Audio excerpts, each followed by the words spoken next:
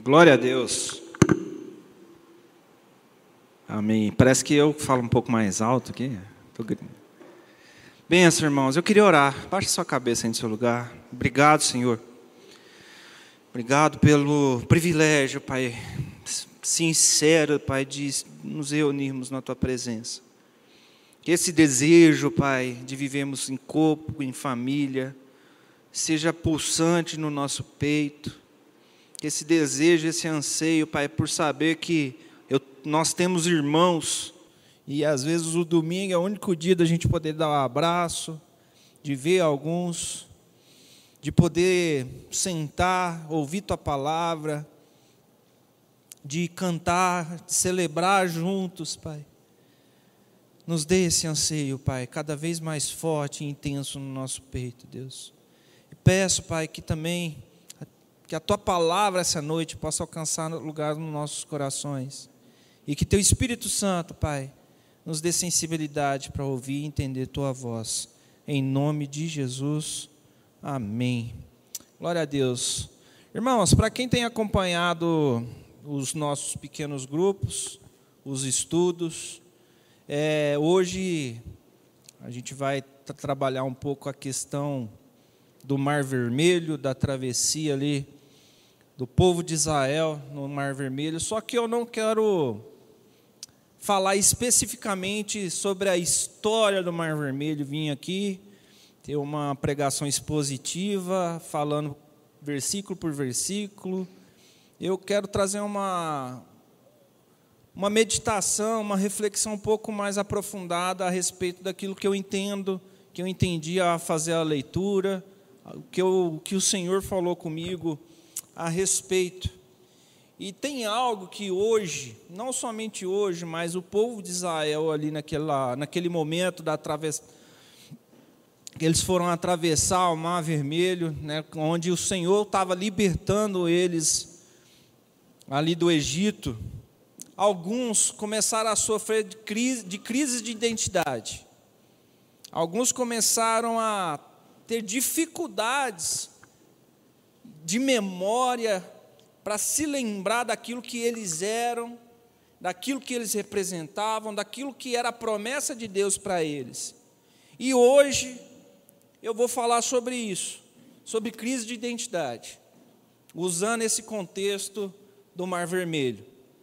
E sabe aquela hora, irmãos, aquele momento em que a gente se olha no espelho? Eu, pelo menos, eu tenho esse hábito de falar, vocês já devem ter me ouvido falar isso com uma certa frequência. Eu gosto de olhar no espelho e falar comigo mesmo, olhar nas bolotas do meu próprio olho, para entender o que está acontecendo comigo. E às vezes a gente se depara com o espelho e às vezes a gente não se reconhece. A gente fala, o que está acontecendo?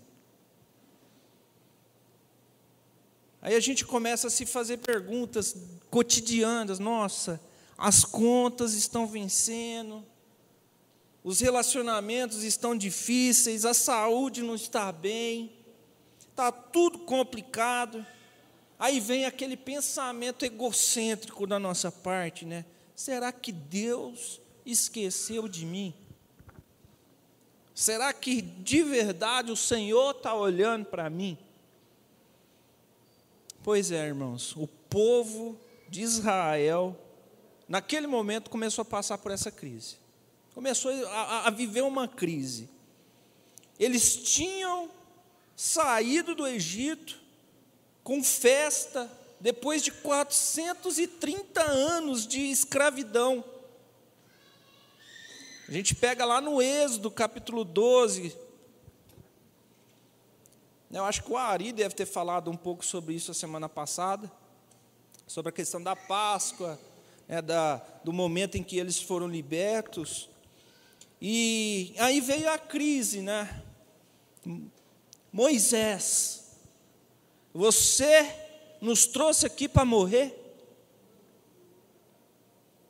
Moisés, você tirou a gente do Egito perante o Mar Vermelho para nos fazer morrer. No Egito a gente comia, está lá em Êxodo 14, que é o nosso texto-chave, inclusive você pode abrir sua Bíblia lá em Êxodo capítulo 14, deixar sua Bíblia aberta aí, porque a gente vai discorrer essa história. Então o povo foi liberto, saíram, se depararam diante do mar vermelho e começaram a fazer o quê? Perguntas.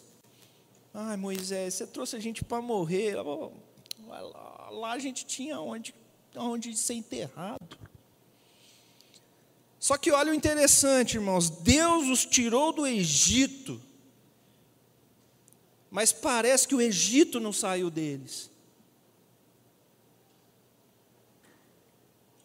Deus arrancou todo o povo de Israel do Egito, mas o Egito não saiu dos costumes e do pensamento deles. Mesmo depois de verem as 10 pragas, a Páscoa, a coluna de fogo, os milagres do Deus vivo, o que acontece na hora do aperto?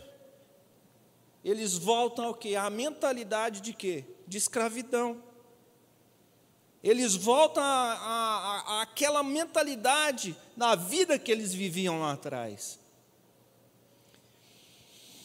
E a grande questão do Êxodo 14, a grande questão que o Êxodo 14 nos coloca é: quem você realmente é? Quem eu realmente sou? Essa foi a pergunta que eu fiz quando estava estudando, quando estava meditando. Até falei para a Andressa, falei, nossa, Andressa, minha cabeça está um turbilhão com essa leitura desse Êxodo 14, porque eu não estou enxergando só mar, eu não estou enxergando só a travessia. E aí a gente começa a se fazer algumas perguntas, né? Quem você realmente é? Um ex-escravo marcado pelo passado? Ou um liberto filho de Deus? Fomos libertados pela cruz. Somos libertos pela graça. Deus nos tirou dos grilhões e nos chamou de filho. Porque foi justamente nesse lugar de aperto total entre o mar e o exército que o povo de Israel descobriu a sua verdadeira identidade como povo de Deus. E sabe qual que foi o segredo para isso? Eles tiveram que deixar de olhar para o Egito, eles tiveram que deixar de olhar para trás e parar de olhar para os lados, no caso o deserto, e começar a olhar para quê? Para cima, começar a olhar para Deus. E a viver uma vida pelo Deus que eles criam, que prometeu libertá-los. Ele prometeu libertar o povo de Israel. E essa mesma escolha é que eu e você precisamos fazer hoje. Parar de olhar para trás e começar a olhar para cima, porque Deus nos libertou, Deus nos chamou, Deus tem nos guiado pelos caminhos que Ele tem predeterminado para cada um de nós. Aí é nesse momento que a crise revela quem a gente acha que é. Porque eles saíram do Egito, se depararam com o mar e começaram a viver uma crise. Porque eles achavam que era algo e começaram a se esquecer do que de fato eles eram. Daí a gente parte para o deserto, o lugar onde as nossas máscaras caem. Aí Israel estava livre, porém o coração não estava, o coração ainda era de quê? De escravo. Eles gritavam para Moisés, lá em Êxodo 14:11, foi por falta de túmulos no Egito que você nos trouxe para morrermos no deserto. Não lhes dissemos no Egito, deixe-nos em paz. Olha o povo de Israel direcionando essas palavras para Moisés. Seremos escravos dos egípcios, antes de ser escravos dos egípcios, do que morrer no deserto. Eles estavam, irmãos, tão focados no problema, eles estavam tão focados no deserto, eles estavam tão focados naquilo com que eles sabiam que iam se deparar. E, irmãos, de verdade, eu e você já tivemos momentos em que a gente passou a fazer perguntas difíceis e duvidosas a nosso Deus. Se você lê as Escrituras Sagradas, se você lê a palavra de Deus e não entra em crise em alguns momentos da tua vida, você está lendo da forma errada. Porque a palavra, ela gera um desconforto em nós. Por quê? Porque ela trata a nossa natureza caída. Aquilo que nós, com pensamentos humanos e terrenos, achamos que é correto e certo. Ela nos instrui a viver por quê? Por ela mesma. Porque essa palavra, ela é lâmpada para os nossos pés e luz para os nossos caminhos. Ela é o nosso guia, ela é o nosso papa. Daí, a gente se depara pensando dessa forma e de repente Deus olha para nós, cadê você? Por que você está vivendo dessa forma? Sabe quem mais viveu? Eu tenho lido um livro do Santo Agostinho. Quem me segue aí nas mídias sociais, aí, quem está fazendo o curso do Ari deve estar lendo também, eu acho.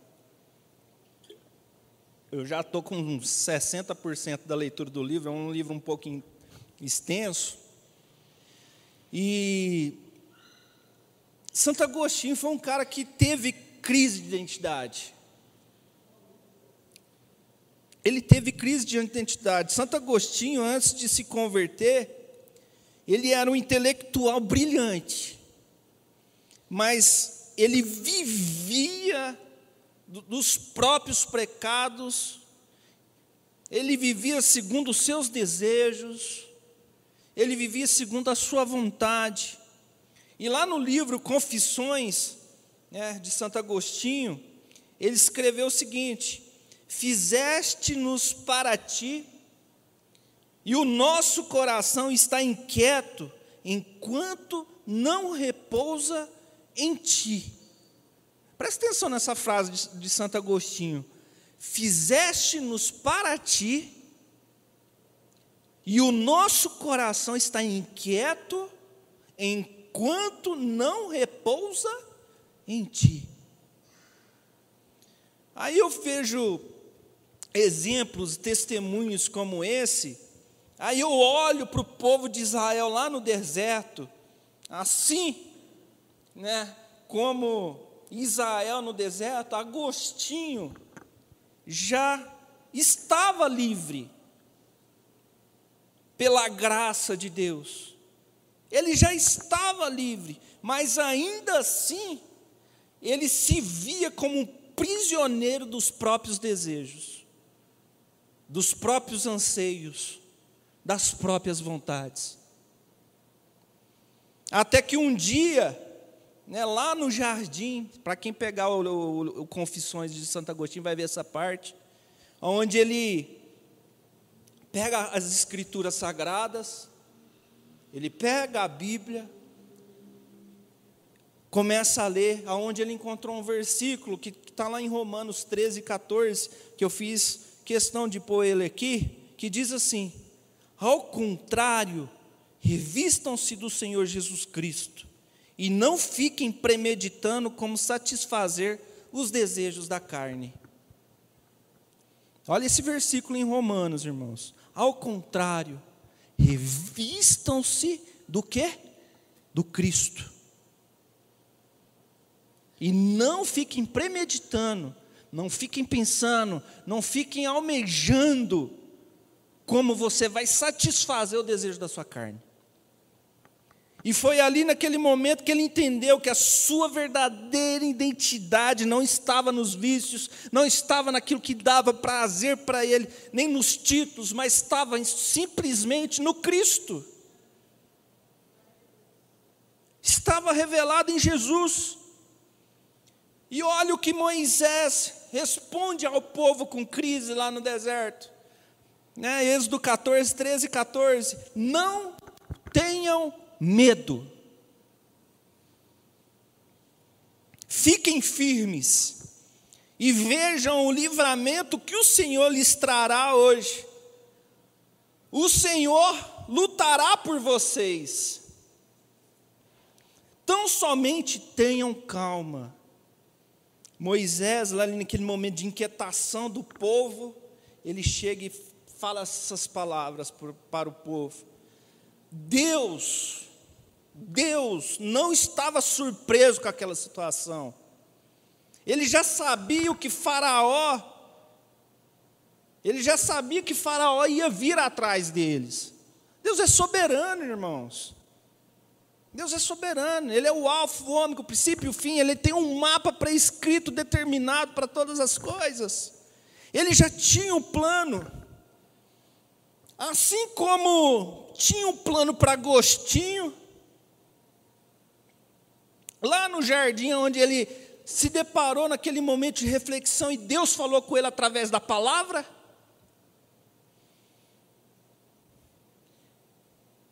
Ele fala com nós porque Ele sempre tem um plano. E às vezes a gente não está ouvindo Deus porque a gente não está buscando da forma correta. E como deveria se buscar a Deus? Qual é a forma correta de ouvir Deus? Lendo a palavra.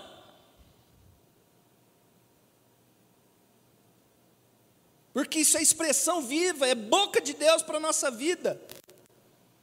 Nós estamos nos perdendo e entrando em crises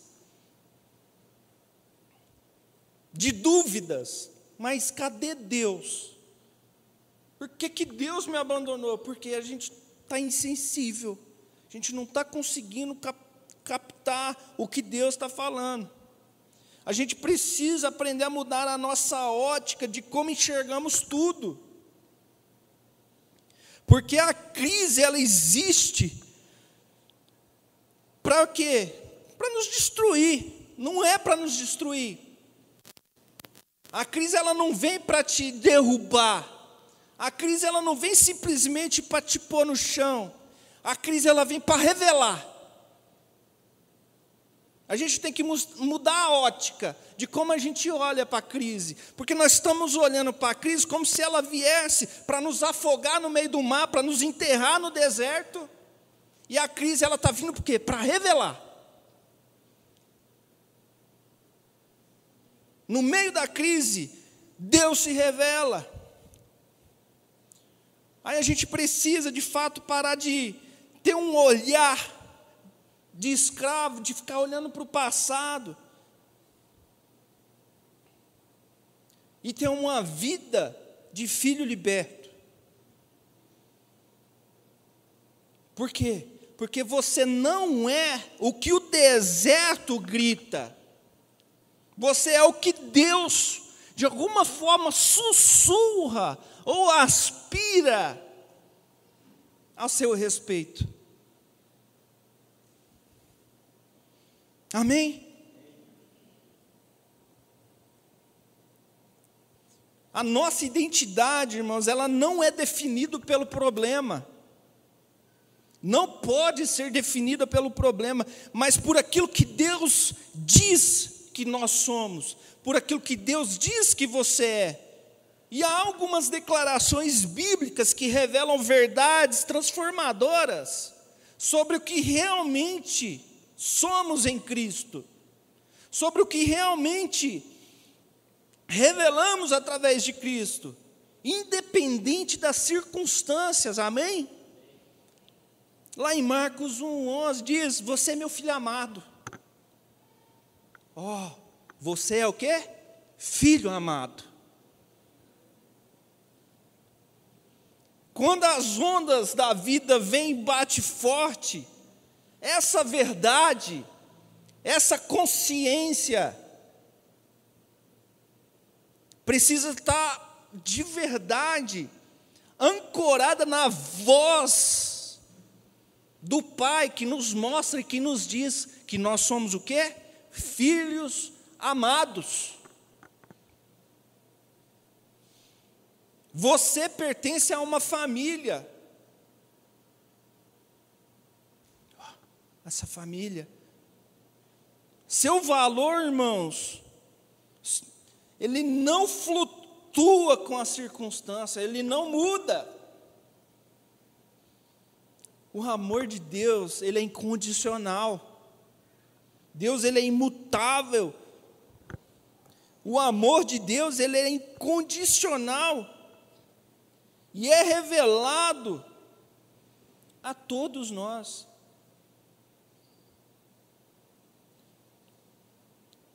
Então você, além de filho amado, você sabe o que mais você é? Templo do Espírito Santo. Então, beleza, guarda na sua memória, você é filho amado, você é templo do Espírito Santo. Está lá em 1 Coríntios 6,19. Então, essa afirmação é uma afirmação radical, porque ela muda tudo. E muda tudo por quê? Porque o seu corpo não é mais propriedade sua, ela é morada de Deus.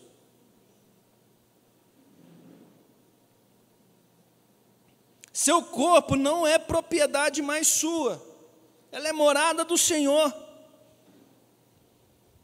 E cada fraqueza nossa, porque nós vamos fraquejar, e cada fraqueza é oportunidade para o poder de Cristo se aperfeiçoar em nós, porque o poder dele se aperfeiçoa na nossa fraqueza.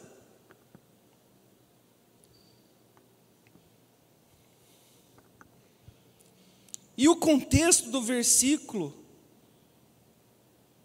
esse contexto, ele nos tira da nossa zona de conforto de achar que eu sou dono de mim mesmo. Não sou. Eu sou morada de Deus. O Espírito de Deus habita em mim. O Espírito de Deus habita em vocês. A partir do momento que você se torna um filho e filha. A partir do momento que você, de alguma forma, é adotado pelo Pai. Então, além de templo do Espírito e filho amado, sabe outra coisa que você é? Sacerdócio real.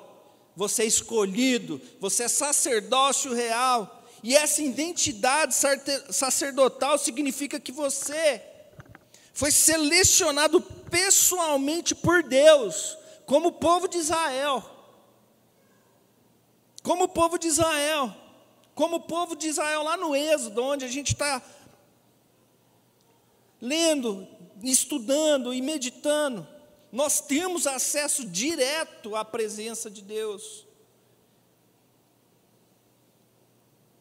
E você é criação. Você é uma nova criação, como está descrito em 2 Coríntios 5,17. Você é nova criação. E a novidade de vida que Cristo oferece é um recomeço absoluto.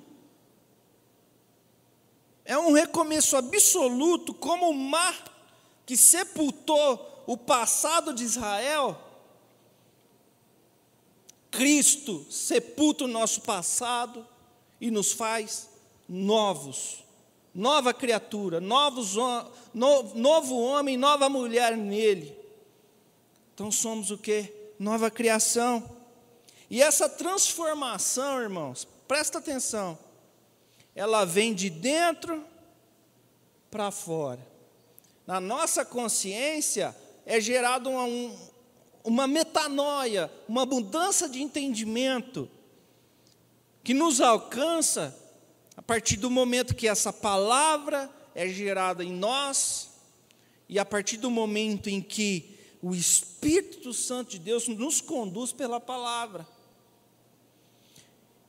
E o contexto fala sobre o ministério de reconciliação, dentro desse versículo, o ministério da reconciliação, porque Deus nos reconciliou, Jesus nos reconciliou com o Pai. Então quer dizer que seus erros não te definem, mas o que te define é o chamado do Pai. O que te define é aquilo que o Senhor diz a teu respeito. E a gente precisa, o povo tem sofrido com crise de identidade, por não saberem quem elas são.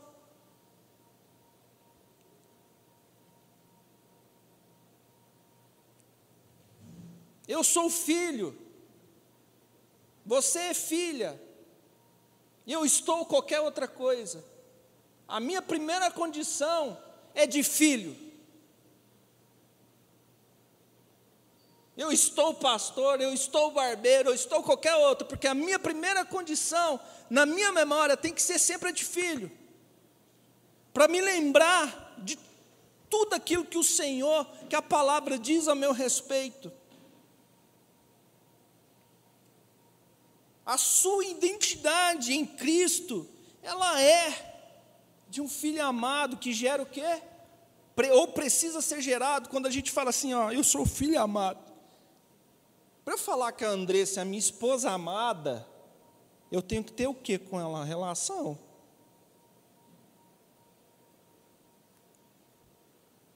É uma relação. Então, para que eu entenda a profundidade de ser um filho amado, eu preciso me relacionar mais com Deus. Eu preciso me relacionar mais com o Pai. E quando eu entendo que sou um templo santo, eu preciso fazer o quê? Ter uma vida com um propósito. A passar a entender que tudo aquilo que eu sou e faço precisa ter um propósito. Porque tudo vai revelar, ou precisa revelar a Deus, porque em tudo e todas as coisas, Ele precisa ser glorificado, porque dele para Ele são todas as coisas. E quando nós dizemos que nós somos sacerdotes, você precisa entender que você tem um chamado. E que somos literalmente transformados em Cristo.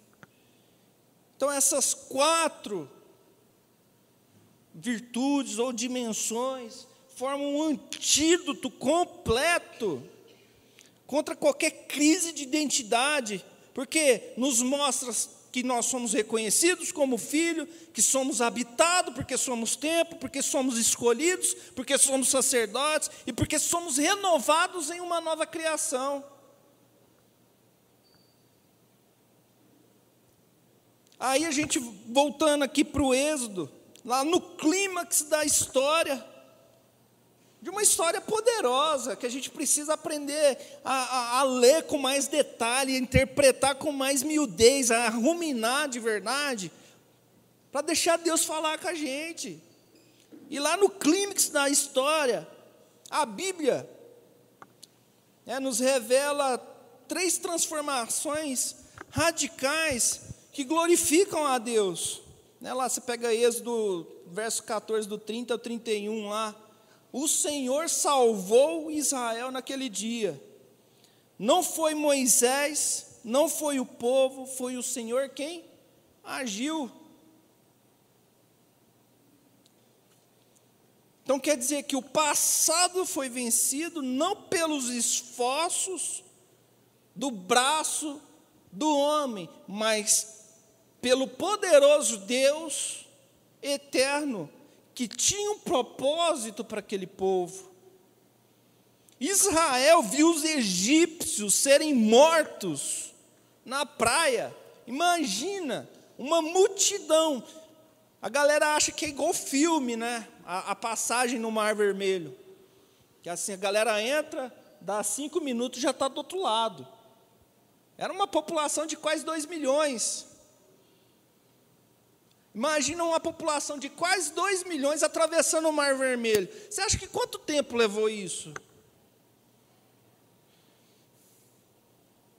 Deu uma caminhadinha boa ali, viu, meus irmãos? Foi muita gente para passar naquele negócio. Os que ficaram para trás falando, nós estamos lascados.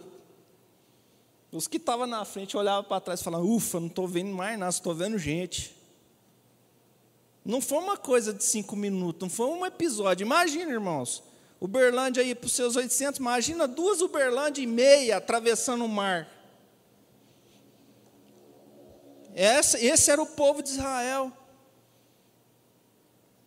E a libertação do povo não foi parcial, mas foi completa, foi definitiva. O povo temeu ao Senhor e creu nele. A fé genuína, irmãos, nasce quando completamos, quando entendemos quem Deus é, e o que Ele fez, e o que Ele faz. Irmãos, prestem atenção, de verdade, você não é definido pelos seus erros, não deveria ser, porque Cristo já levou-os na cruz. As circunstâncias da sua vida não podem te definir, porque Deus reina sobre todas elas. As suas limitações não podem te definir, porque o poder de Cristo se aperfeiçoa na nossa fraqueza. Em Cristo, o próprio Deus diz quem você é, filho amado, porque o Pai me adotou pela graça, mais que vencedor. Olha que legal, tem gente que tem crise de falar isso, mas você é mais que vencedor, porque Cristo venceu por você. Não é porque você consegue vencer e conquistar seus bens materiais, mas foi porque o Cristo venceu por você, e por isso você é chamado de mais que vencedor. E olha o privilégio, gente, a gente fica assim, nossa, eu sou templo do Espírito.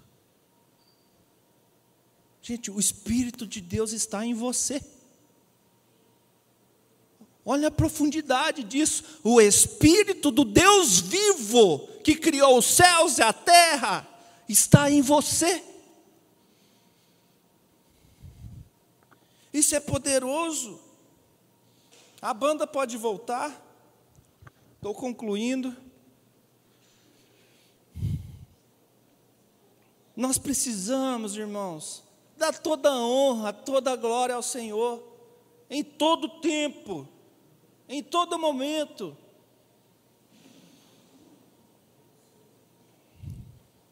Hoje o Senhor dos exércitos, o Deus de Israel, o Deus de Abraão, de Isaac e Jacó, o Deus que partiu o mar vermelho, o Deus que fez fogo cair do céu, o Deus que destruiu Sodoma e Gomorra, que mostrou que é um Deus justo, por causa da sua iniquidade, o Deus que te chamou de filho e filha, nos chama.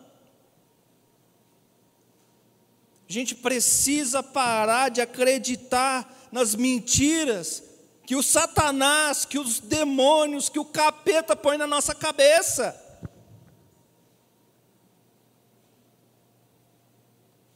A gente acha que hoje, eu acredito, viu, irmãos, que Deus liberta, a gente põe a mão, capeta sai, já vi muito isso. Hoje Satanás tem dominado a mente das pessoas. A mente das pessoas. Não faça ela. Não deixe que o inimigo faça acreditar que você é a pior pessoa do mundo.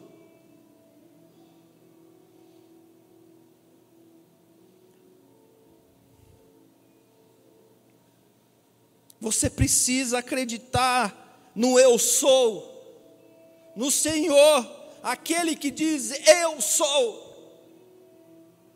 O Senhor.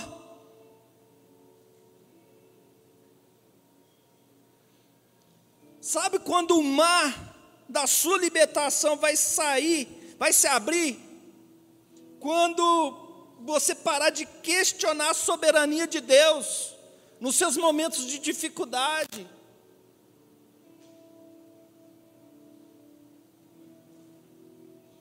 Você precisa aprender a se render às verdades que Ele diz para você, que Ele fala para você.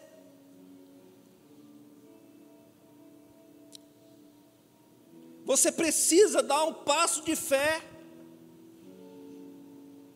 porque não é pela sua força, mas é a certeza, é pela certeza que o Senhor lutará por vocês, ou lutará por você, como disse Moisés para o povo no verso 14, o Senhor lutará por vocês, tão somente acalmem-se.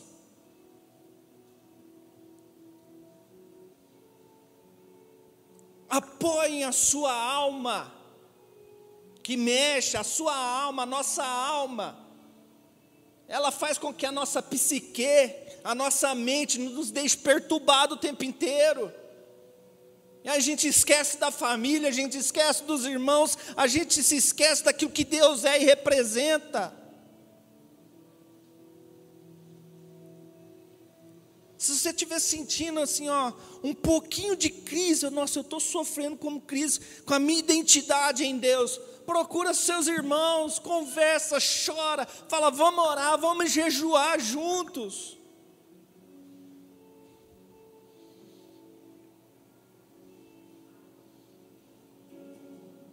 Eu vou dar um breve testemunho aqui. Recentemente eu fiz um jejum com o Mateus, foi 36 dias.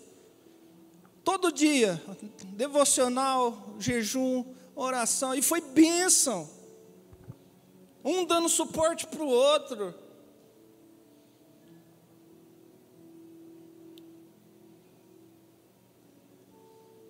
A gente precisa olhar para os nossos irmãos como aquela multidão que estava no Egito. Imagina quantos angustiados não haviam ali. E às vezes a gente está sofrendo porque não sabe externar, não sabe falar. Porque se esqueceu da sua própria identidade. Então lembre-se, para ficar fácil, fala assim, vou dar daqueles que a gente pede para ti, fala, eu sou filho ou filha. Fala, repete aí, eu sou filho. Eu sou filho. Você é filho, você é filha. O DNA do Pai está em você. Ele é parte de você. Não se esqueça, em nome de Jesus. Fica de pé no seu lugar.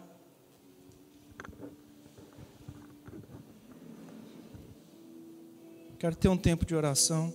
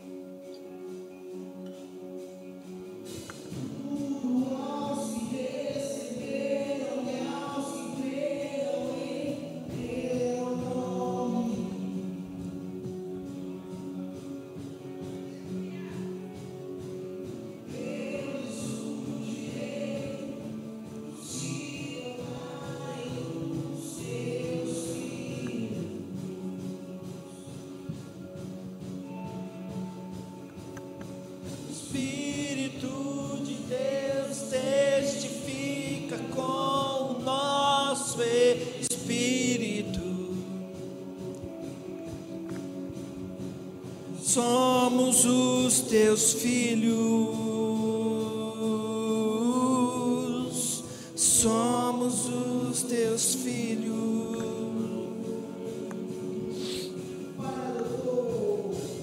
O Pai me adotou, seu amor me encontrou.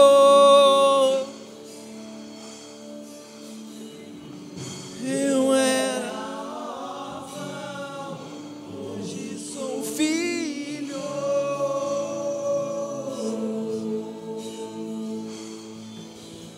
Aleluia. Santo, santo é o Senhor Deus. Exaltado seja o Senhor, Pai.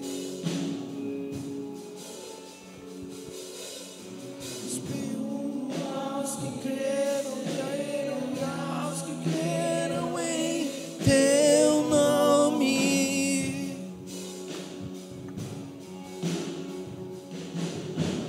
Deu-lhe o direito se tornarem os teus filhos.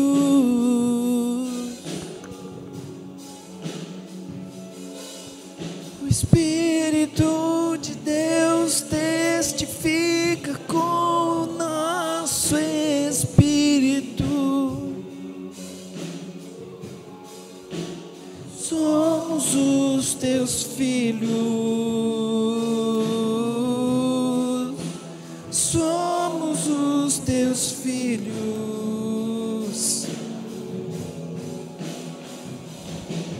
O Pai me adotou, teu amor me encontrou.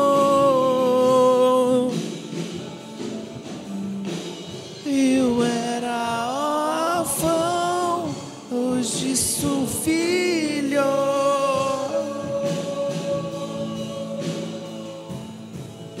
Amém, Senhor Deus. Obrigado, Pai, por ter nos adotado, nos chamado de filho, nos dado uma identidade.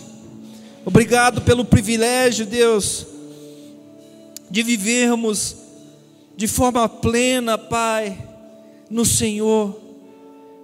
Pelo privilégio, Deus, de sermos de fato morada tua, casa de Deus. Obrigado pelo teu Espírito, Deus, que está em nós, habita em nós. Que quando estivermos, Pai, de frente ao mar, quando nos depararmos, Deus, em meio às dificuldades, não faça com que nos esqueçamos da nossa identidade.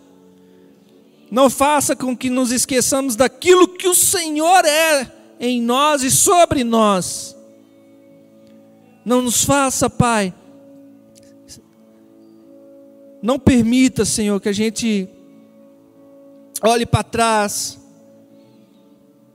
desejando a escravidão, desejando o jugo, as correntes, por medo de olhar para frente e enxergar que o Senhor, independente de não sabermos qual será o amanhã, está no controle de tudo e todas as coisas. Porque o Senhor simplesmente é sobre as nossas vidas. E nós te agradecemos, Senhor, com coração feliz, com coração grato, por tudo que o Senhor tem realizado. Em nome de Jesus.